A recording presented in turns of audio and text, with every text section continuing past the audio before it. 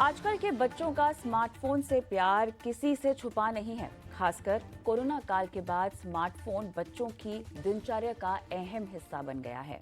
वहीं ज्यादातर बच्चे फोन में ऑनलाइन गेम्स खेलने के भी आदी हो चुके हैं और माता पिता लाख कोशिशों के बावजूद बच्चों की ये आदत छुड़वाने में नाकामयाब हो जाते हैं। बच्चों का फोकस पढ़ाई पर कम होता जा रहा है। बच्चे दिन के लगभग 5 से 10 घंटे ऑनलाइन गेमिंग पर बिताते हैं। अब ऐसे में बच्चे पढ़ाई से दूर होते जा रहे हैं। बच्चों का मानसिक संतुलन बिगड़ता जा रहा है। ऑनलाइन गेमिंग की लत की वजह से बच्चों से लेकर युवा वर्ग ग्रसित हो रहे हैं और बच्चे पहले ऑनलाइन गेम को मनोरंजन के तौर पर खेलते थे और फिर बाद में इसकी लत बुरी तरह से उनको लग जाती है।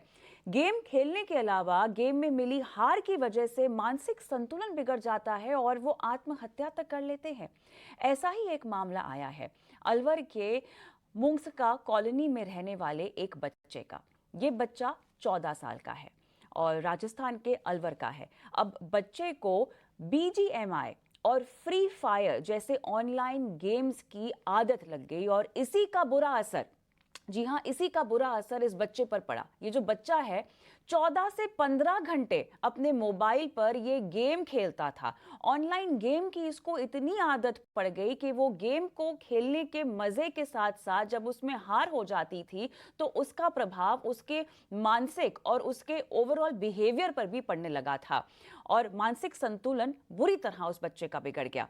गेम ना मिलने पर बच्चे के शरीर पर भी असर उसका दिखने लग गया और इस तरह से उसका असर दिखा कि बच्चे के शरीर और उसके हाथ पांव फूलने लगते थे, हिलने डुलने लगते थे। दिमागी संतुलन बिगड़ने से माता पिता परेशान हुए। दिव्यांग संस्था में बच्चे को भर्ती कराया गया। मानसिक संतुलन बच्चे का जब बुरी तरह से बिगड़ने लगा तो उसे बांध कर रखना पड़ा। जी हाँ, फ्री फायर और पबजी गेम से पूरी तरह से न सिर्फ ये बच्चा लेकिन युवा पीढ़ी ग्रसित हो चुके हैं। और जिस बच्चे की हम बात कर रहे हैं, आपको बता दें, ये बच्चा महज 14 साल का है और 7वीं कक्षा में पढ़ता है और गेम खेलने की आदत ने इसको इसकी पढ़ाई से, इसके उज्जवल भविष्य से इसको दूर कर दिया है।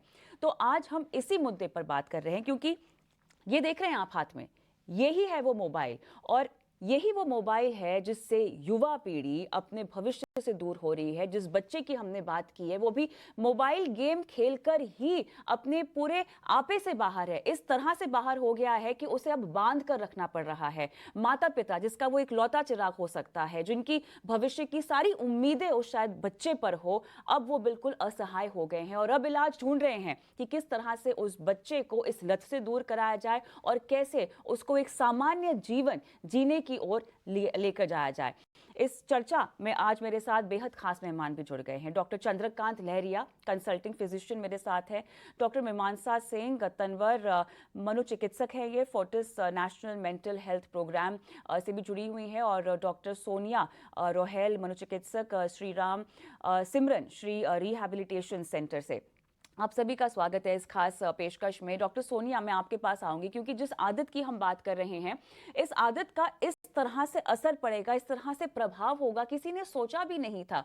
कोविड के दौरान हम सबकी जिंदगियां ऑनलाइन हो गई हैं। माता पिता भी घर से, अगर वर्किंग है तो घर से काम करना उन्होंने शुरू कर दिया और कहीं ना कहीं बच्चों में मोबाइल फोन और गेमिंग की आदत डालने में उनका भी दोष है, क्योंकि बच्चों को डिस्ट्रैक्ट करने के लिए और वो परेशान ना हो जाए बच्चों की मांग को लेकर, खुद माता पिता ने बच्चों के हाथ में मोबाइल दे दी और उन्हें गेम खेलने को कह दिया। अब यही आदत बन गई और अब ये आदत जो है माता पिता पर भारी पड़ रही है। लेकिन समझना मुझे ये है कि ऑनलाइन गेम्स में ऐसा क्या है और इस उम्र में अगर आप इस तरह की लत आपको लग जाती है तो कितना बुरा प्रभाव पड़ सकता है। केस तो हम देख ही रहे हैं, लेकिन जरा इसका साइंटिफिक एंगल आप हमको समझाएं। देखिए, जब कोई भी पर्सन किसी स्क्रीन से टच में आता है, वो उसके कांटेक्ट में आता है, सो वो स्क्रीन इस तरह से प्रभाव डालती है ब्रेन पर कि हमारे कुछ न्यूरोट्रांसमीटर्स होते हैं जिसके बढ़ने से ये कंडीशन आ सकती है। जैसे कि एक केमिकल होता है डोपामीन, जो बहुत ज्यादा इम्पोर्टेंट रोल प्ले करता है इसमें। डोपामीन किस तरह से वर्क करता है, जब भी कोई बच्चा गेम खेलता है, so it gets pleasurable and motivational things.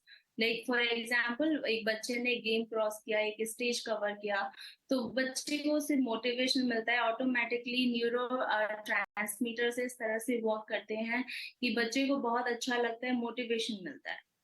सो इस तरह से एक बच्चा वर्चुअल वर्ल्ड की तरफ अट्रैक्ट होता चला जाता है, और कब वो धीरे धीरे एक आदत किस तरह से एडिक्शन बन जाती है, बच्चे को भी पता नहीं चलता और पेरेंट्स को भी पता नहीं चलता, और ये एक प्रॉब्लम हो जाती है।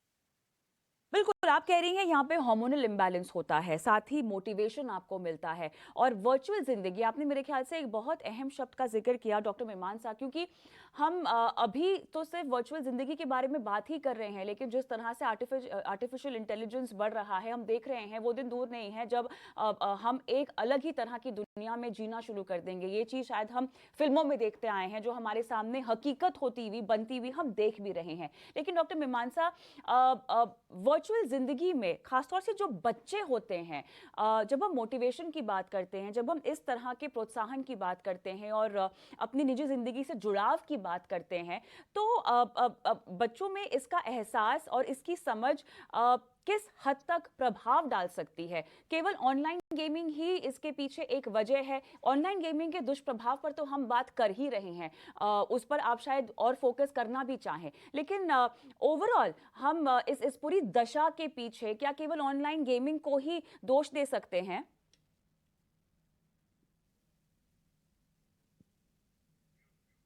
डॉक्टर मीमांसा, आप शायद म्यूट पर हैं। सॉरी। हाँ जी। सो जैसे जैसे हम आगे अपने उसमें चलते जाएंगे, हमारे इन्वायरमेंट में सोशल मीडिया और मीडिया का रोल और ज्यादा आता जाएगा, तो हम उस चीज को रोक नहीं सकते। जरूरी ये है कि हम बच्चों के साथ कहीं ना कहीं मीडिया लिटरेसी के बारे में बात करें। प्रभाव अलग अलग तरीकों से आएगा, चाहे वो ऑनलाइन गेमिंग हो, चाहे वो ऑनलाइन इंटरेक्शन हो, और ये चीजें कहीं ना कहीं एक नया दौर की, एक बदलाव की जो है, चेंजेस जो आ रहे हैं, उस चीज को समझते हुए हमें इन चीजों के ऊपर काम करने की जरूरत है। तो हम बच्चे को ये नहीं कह सकते कि आर्टिफिशियल इंटेलिजेंस या सोशल मीडिया या गेमिंग ये सारी चीजें आपको नहीं करनी चाहिए। अगर कोई चीज नहीं आ रही है, बच्चे उसमें एंगेज करेंगे। और हमें ये भी नहीं पता कि मीडिया, सोशल मीडिया और जिस तरह की एंगेजमेंट चल रही है, उसके चलते बच्चों की पर्सनैलिटी में क्या क्या चेंजेस आएंगे। उन चीजों को समझने के लिए और सही बदलाव लाने के लिए हमें सॉल्यूशंस पे फोकस करना जरूरी है। और वहां पर पहली चीज ये आती है कि क्या हम बच्चों के साथ इन चीजों के बारे में अपनी डे टू डे लाइफस्टाइल में बात करते हैं। एक हो गया कि बच्चा गेमिंग कर रहा है, एक हो गया कि बच्चा स्क्रीन पे टाइम स्पेंड कर रहा है, एक हो गया कि बच्चा अपने कुछ ओटीटी प्लेटफॉर्म्स में चीजें देख रहा है। हमें क्या अवेयरनेस है कि बच्चा क्या गेम खेल रहा है, क्या देख रहा है, और उसका प्रभाव क्या आ रहा है, क्योंकि यहाँ ऑब्जर्वेशनल लर्निंग और इमीडिएट ग्रेटिफिकेशन, जो भी आप देख रहे हो उससे आपका कुछ तो ग्रेटिफिकेशन हो रहा है। और जो चीजें आप देख रहे हो उसमें चाहे वायलेंस हो, चाहे रिलेशनशिप्स हो, रोमांटिसाइजेशन हो, अलग अलग चीजें हैं जो हम फैक्टर्स हैं जो हम देखते हैं इन सारी चीजों में एज अ कंटेंट। उस चीजों को समझना, फिल्टर करना, उसकी रियलिटी को समझना, क्या पोर्ट्रे किया जा रहा है, क्या रियल लाइफ में होता है, और ऐसा पोर्ट्रे क्यों किया जाता है, इस तरह की नॉलेज, कॉन्वर्सेशंस बच्चों के साथ डे टू डे लाइफ में लाना बहुत जरूरी है। दोनों एंगल से, पेरेंट्स से भी आनी चाहिए और स्कूल से भी आनी चाहिए। बिल्कुल सही कहा आपने, और इस पर हम विस्तार से इस पूरी चर्चा के अंत में एक बार फिर से बात करेंगे। डॉक्टर चंद्रकांत, अब जिस बच्चे का हमने जिक्र किया और जिस बच्चे के पूरे शरीर में हम ऑनलाइन गेमिंग के दुष्प्रभाव का असर देख रहे हैं, क्या वजह हो सकती है बच्चे के हाथ पैर हिलना, अपने आपे से बाहर हो जाना, इस कदर बाहर हो जाना कि उसको बांध कर रखना पड़ रहा है, उसको रिहा भेजना पड़ रहा है। इस तरह का इम्पैक्ट पूरे शरीर पर, मानसिक तौर पर तो है ही, लेकिन शरीर पर भी इसका असर दिख रहा है, क्या वजह हो सकती है? तो जो ऑनलाइन गेमिंग है उसको अब पिछले कुछ सप्ताह पहले ही विश्व स्वास्थ्य संगठन ने भी एक डिसऑर्डर माना है, बीमारी की तरह का दर्जा दिया है। इसकी कई वजह हैं, हम देख चुके हैं कि जो सोशल फैब्रिक चेंज हो रहा है, साथ में हमारा जो टेक्नोलॉजी का एक्सेस हर एज ग्रुप के लिए है, तो उसमें एक्सपोजर टू टेक्नोलॉजी और स्क्रीन टाइम बढ़ता जा रहा है। अब हमें समझना होगा कि इसमें एक मेजर अंतर होता है। अगर बच्चे के पास मोबाइल या कोई भी हैंड हेल्ड डिवाइस है और उस पर गेमिंग करता है, तो उस कोई भी गेम खेलने से ब्रेन का एक सर्टेन पार्ट स्टिमुलेट होता है। सारे पार्ट स्टिमुलेट नहीं होते हैं, और वो रिपीटेड स्टिमुलेशन उस पार्ट को जाता है, और उसकी वजह से उसको सारी समस्याएं आती हैं। याद रखने की बात यह भी है कि अगर वही बच्चा फिजिकल एक्टिविटी में है, तो वो 1 घंटे या 2 घंटे फिजिकल एक्टिविटी करेगा तो सारा बॉडी इन्वॉल्व है, फिजिकली टायर्ड हो जाएगा।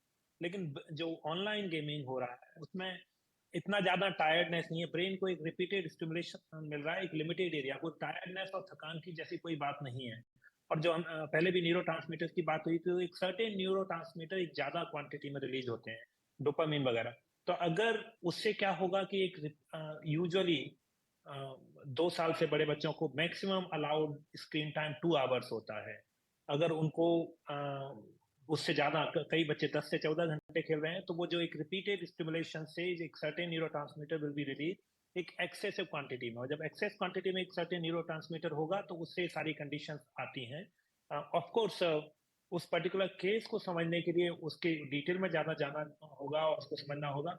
लेकिन याद रखने की, मैं काफी सारे स्कूल्स के साथ काम करता हूँ और इस चीज पर काउंसलिंग करता हूँ, तो मुख्य बात यह है कि अगर बच्चा एक रियल लाइफ में है, लोगों से इंटरेक्ट कर रहा है, तो उसके ब्रेन के डिफरेंट पार्ट स्टिमुलेट होते हैं। लेकिन एक गेम है, वो एक सर्टेन पैटर्न को फॉलो करता है, उसमें उसी ब्रेन के हिस्से को स्टिमुलेट होगा, न्यूरो का इम्बैलेंस होगा, और उसकी वजह से सारी समस्याएं आ सकती हैं।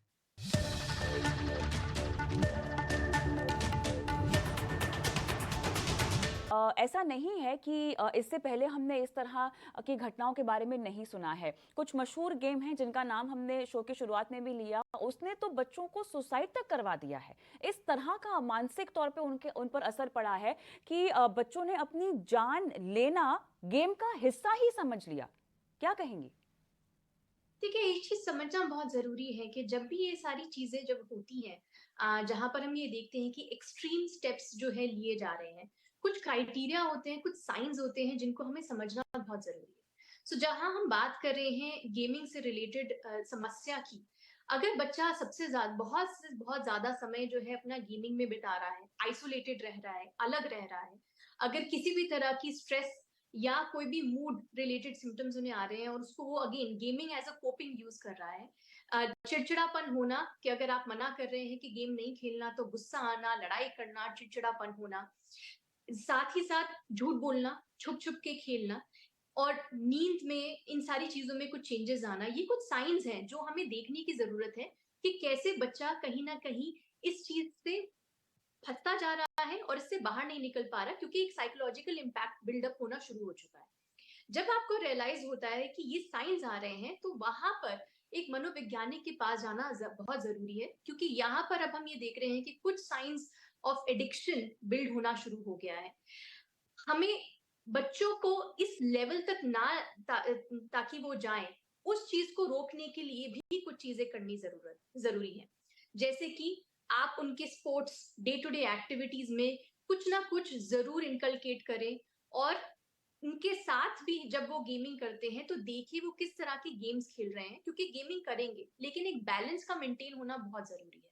सो गेमिंग के साथ बच्चों अगर बाकी चीजें नहीं कर रहे, उनकी एकेडमिक्स पे असर आ रहा है, सोशल लाइफ पे असर आ रहा है, अकेले रह रहे हैं, सिर्फ ऑनलाइन गेमिंग में एंगेजमेंट कर रहे हैं, तो जाहिर सी बात है बहुत सारी चीजें हैं जो उस टाइम पे बच्चे को पुश करेंगी साइकोलॉजिकली टू फॉलो जो भी वो गेमिंग में आ रहा है, because then you somewhere lose that sense of reality कि कहाँ पर क्या चीज है जहां पर मुझे अपनी बाउंड्री सेट करनी है। बच्चा बस उसी चीज में आगे चलता चला जाता है, नॉट नोइंग कि इस चीज को कहां पर और कैसे रोके। डॉक्टर सोनिया, एज ग्रुप कितना मायने करती है? क्योंकि अगर हम टीनेजर्स की बात करें तो ये तो एक ऐसी एज है जहां पर वैसे भी बच्चे अपने माता पिता के साथ ज़्यादा बात करना, ज़्यादा खुलना, ज़्यादा शेयर करना पसंद नहीं करते हैं। वो एक नए तरह से अपने आप को समझ रहे होते हैं, जान रहे होते हैं, और वो अपनी ही दुनिया में रहना चाहते हैं। अब ऐसे में डॉक्टर मीमांसा ने साइंस तो बताए हैं, माता पिता को शायद समझ में भी आना शुरू हो जाए कि ये किसी तरह की लत है जो हमारा बच्चा जिसमें पड़ चुका है। लेकिन एक टीनेजर के मामले में आप कैसे उससे डील करें, क्योंकि आप नहीं चाहते कि आपका बच्चा आपके हाथ से निकले और उसके साथ साथ आप उसकी जिंदगी में ज्यादा दखल भी नहीं देना चाहते, क्योंकि उससे उसको लगेगा कि शायद मेरे माता पिता मुझे कंट्रोल करने की कोशिश करें, क्योंकि उम्र ही उनकी वैसी है ना। क्या कहेंगी, इसका क्या सोल्यूशन होगा? देखिए, इसको समझने के लिए 2-3 बातों का समझना ज़रूरी है। एडोलसेंस एक ऐसी उम्र होती है, जैसे कि 10 से 17 साल की उम्र, ये ऐसी उम्र होती है जब बच्चे का लिमिटेड कैपेसिटी होती है फॉर सेल्फ रेगुलेशन। उसको कब क्या करना है, बाउंड्री सेट करनी है, टाइम लिमिट सेटिंग करना है, ये सब बच्चा डिसाइड नहीं कर पाता है। बिकॉज़ ये एज ऐसा होता है कि बच्चे का सेल्फ रेगुलेशन बहुत लिमिटेड कैपेसिटी में वर्क करता है। Then impulsivity is also one of the factor. Impulsive हो जाता है बच्चा एंड आउट ऑफ इम्पल्सिविटी वो अपने आप को कंट्रोल नहीं कर पाता गेमिंग के प्रति। सो ये 2-3 बातें हैं जिसको समझना ज़रूरी है और पेरेंट्स का रोल मॉडलिंग बहुत ज़रूरी है, मॉनिटरिंग ज़रूरी है, बच्चा क्या गेमिंग कर रहा है, कितने आवर्स के लिए कर रहा है, पर्टिकुलरली कंटेंट क्या है गेमिंग का। सो ये सब एस्पेक्ट्स हैं जो ज़रूरी हैं ये समझने के लिए बच्चा किस माइंडसेट में है, उसको किस तरह के गेम्स पसंद है, सो दैट उनकी काउंसलिंग की जाए, गाइड कर सकते हैं। अदरवाइज जब नेग्लेक्ट होता है कोई बच्चा, उसको पेरेंट्स टाइम नहीं देते, फैमिली टाइम नहीं देती, सो उससे ये बहुत सारे प्रभाव होते हैं जो साइंस और सिम्टम्स अभी बात किए गए थे, डिस्कस किए गए थे। सो ये जरूरी है कि इस एज में बच्चों को सपोर्ट मिले, मोटिवेशन मिले, गाइडेंस मिले through family, parents and loved ones. So ये समझना जरूरी है इस एज फैक्टर में। This is natural aspects which happens with everyone most of the. बिल्कुल सही कहा आपने। यहाँ पर मेरे ख्याल से कहीं ना कहीं आपकी अपब्रिंगिंग और किस तरह से आप अपने बच्चे के साथ इन्वॉल्व हैं वो मायने रखता है। और शायद अगर दोनों माता पिता वर्किंग हो और घर में अगर कोई बड़ा नहीं हो या ऐसा कोई शख्स नहीं हो जिससे बच्चा रिलेट कर पाए, तो ये एक और भी ट्रिकी सिचुएशन हो जाती है। लेकिन डॉक्टर चंद्रकांत, हम क्योंकि फिजिकल मैनिफेस्टेशंस की बात कर रहे हैं जो कि ऑनलाइन गेमिंग के जरिए बच्चों के शरीर पर पड़ते हुए दिखाई दे, अब ऐसे में सिवियर से सिवियर तरह की दिक्कतें और क्या सामने आ सकती हैं? मान लीजिए अगर कोई बहुत बुरी तरह से एडिक्टेड है, जिस बच्चे का हमने केस बताया, उससे भी ज़्यादा ग्रेवर सिचुएशन अगर मुझे समझनी हो, तो क्या क्या असर डाल सकता है? आपके दिमाग पर तो असर डालता है, लेकिन उसके अलावा अगर बहुत छोटी उम्र से ही किसी में अगर लत नहीं हो लेकिन इस तरह की आदत हो, बड़ा होते होते ये कितनी और प्रॉब्लम्स में अपने आप जो है उजागर हो सकती हैं उस शख्स के अंदर। तो जो स्क्रीन टाइम होता है और साथ ही जो गेमिंग डिसऑर्डर्स होते हैं वो बच्चे के ब्रेन के अलावा बॉडी के डिफरेंट पार्ट्स को अफेक्ट करते हैं।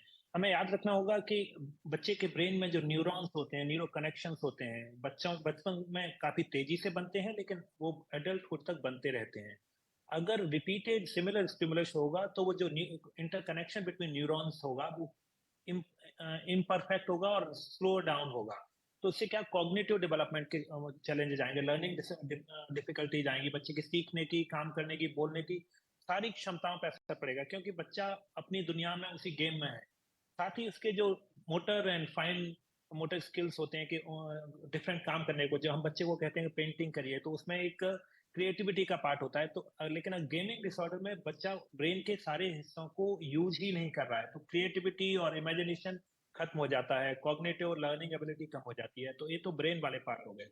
लेकिन हमें याद रखना होगा कि अगर गेमिंग में इन्वॉल्व है, स्क्रीन टाइम यूज हो रहा है, तो बच्चा फिजिकली इनएक्टिव है, तो उसके चलते हुए ओबेसिटी जैसे काफी सारे प्रॉब्लम आ सकते हैं। तीसरा, हम जानते हैं कि अगर कोई भी बच्चा, यही वजह है कि उसको स्क्रीन टाइम कम होता है, अगर कोई भी बच्चा एक सर्टेन लिमिट से बियॉन्ड स्क्रीन टाइम यूज कर रहा है तो उस ब्रेन में मेलेटोनिन रिलीज होता है, उसकी वजह से उसको स्लीप डिस्टर्बेंस आ सकते हैं।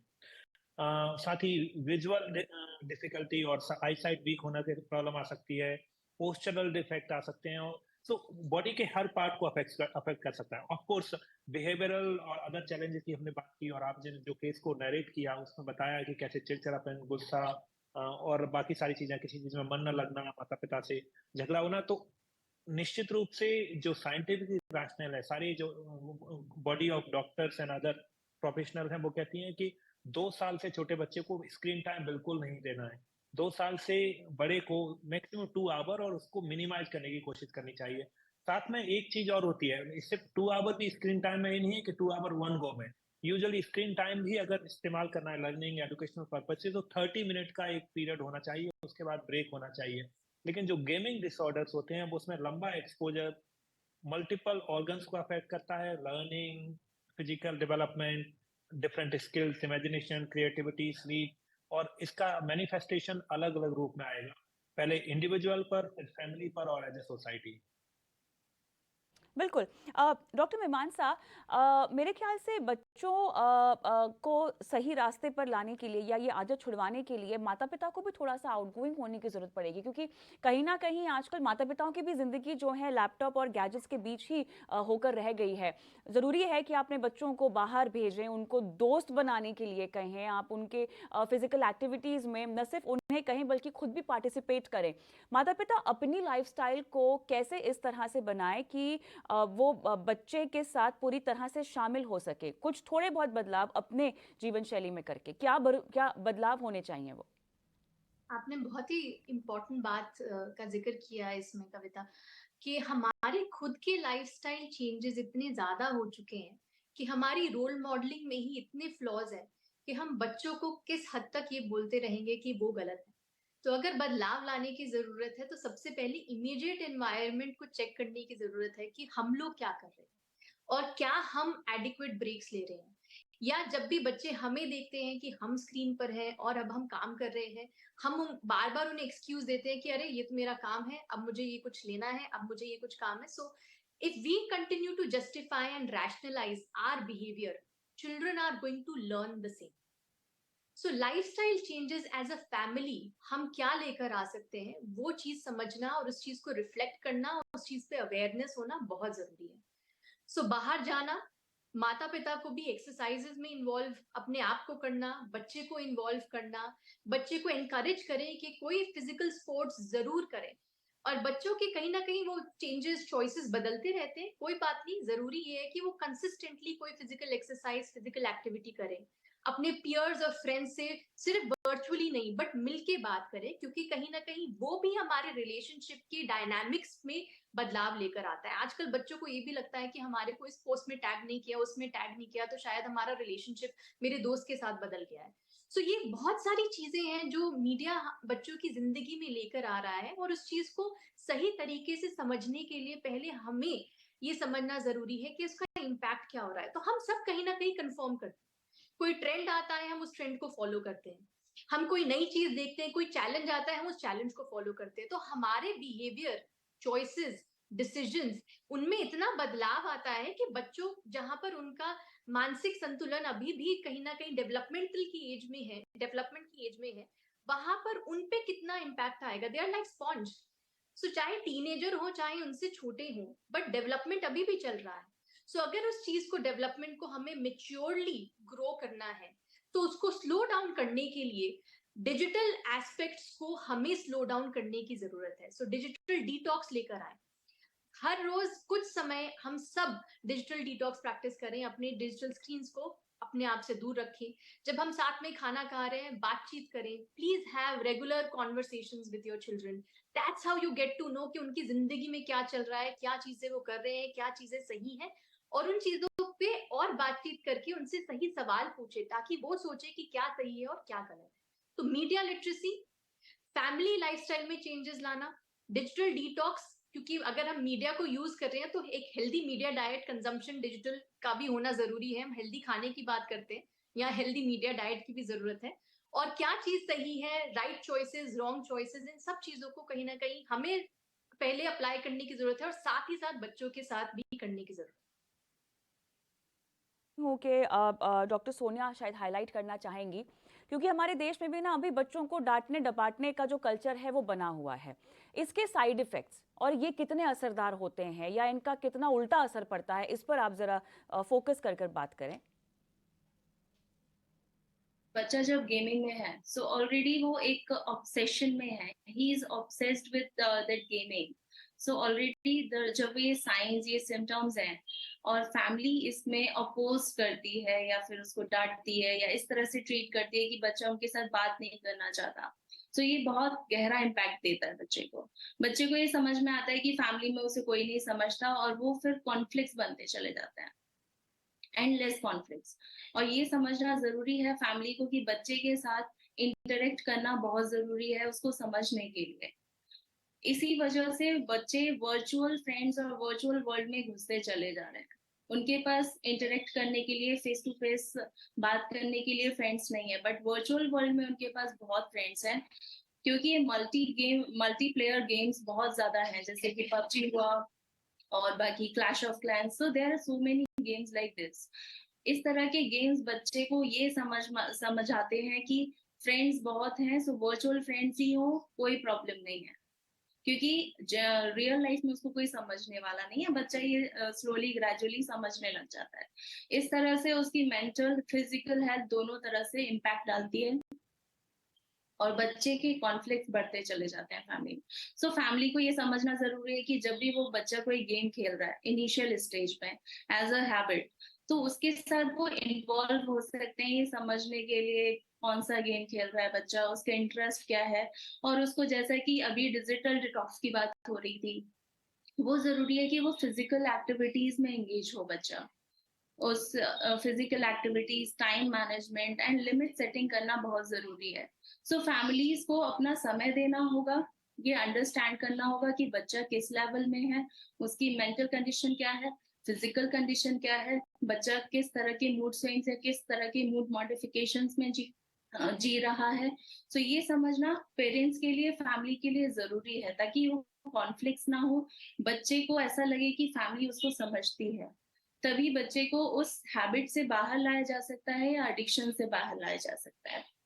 अगर बिल्कुल। बच्चा सिर्फ हैबिट में है, कुछ आवर्स के लिए गेम खेलता है, बट अगर बच्चा किसी एडिक्शन में है तो उसको जरूर प्रोफेशनल हेल्प की जरूरत है। ये भी एब्सोल्युटली। फैमिलीज को समझना जरूरी बिल्कुल, लेकिन यही आदत लत में ना बदले, इसीलिए हमने इस खास पेशकश को दर्शकों के सामने रखा है, क्योंकि जैसे कि हम देख ही रहे हैं कि हमारी जिंदगियां ऑनलाइन हो ही चुकी हैं। आने वाले वक्त में शायद हम और भी वर्चुअल तरीके से जीना शुरू कर दें, और यही वो छोटे छोटे कदम हैं जो हमने शो पर अभी चर्चा में लाए हैं। यही वो रेड फ्लैग्स हैं जो आपको बतौर माता पिता पकड़ने हैं। और अगर आपको लगता है कि आपका बच्चा भी इस तरह की किसी आदत में पड़ रहा है, तो वक्त आ गया है कि अभी से उसको रोक लिया जाए, जो बदलाव सुझाए गए हैं उनको अमल में लाया जाए। बहुत बहुत धन्यवाद आप सभी का इस खास पेशकश में शामिल होने के लिए। कंज्यूमर इज किंग के आज के इस एपिसोड में इतना ही। मुझे भी इजाजत दें।